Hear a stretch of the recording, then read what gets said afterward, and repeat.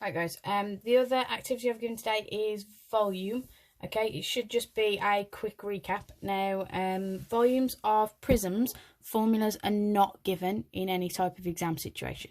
Okay, so all you need to remember is if it's a prism, so that is any shape that has the same cross-section running all the way through.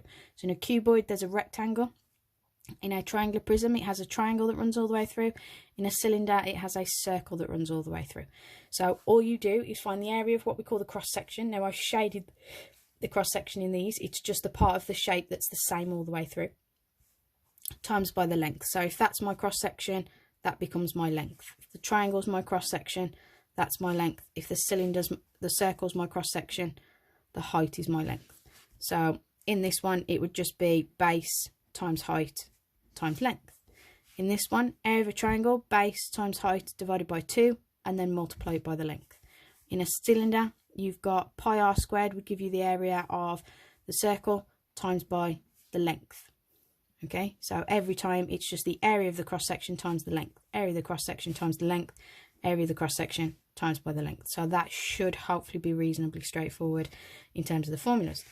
Now, the volume of a cone or a pyramid, it's not given in the complete neatest form, but they do give you the volume formula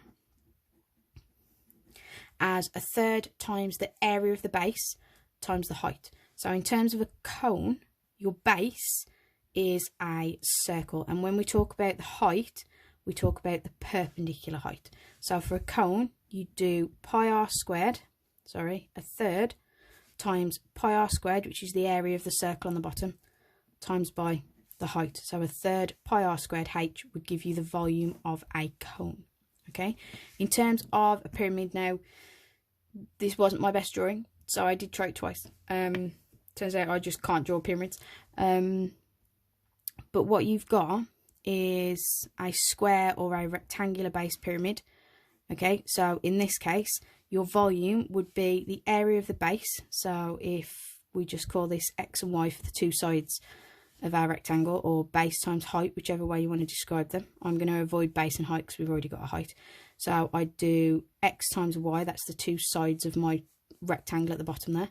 And then I times it by the height. Now here's the difficult bit. Don't take the slanted height. Same as when we did the cone, it's actually the perpendicular height. So they'll usually mark on the, depending on how generous they're being with the questions, they'll usually mark on a centre, okay? And you want the perpendicular height is the perfect right angled, or the height making a right angle with the base. Okay, so they may very well draw on the height for you. They may draw it as a line outside to say that it's the perpendicular height, but it is not the measurement of a slanted side. Okay, so it's area of the base, which since they're square or rectangular base, it's just multiply the two sides of the base together and then times it by the height of the pyramid. Okay, and that's, 1/3 times the area of the base times the height. You've got your formula of a pyramid. Okay, those are all the ones you're going to come across today. That's just a formula kind of review, so it's only a very quick video. Any problems, any questions, let me know. Same as I said on the other video, it is a drop-in session today just because I'm in school, so I can help with any questions that you've got. Drop in and out as often as you feel.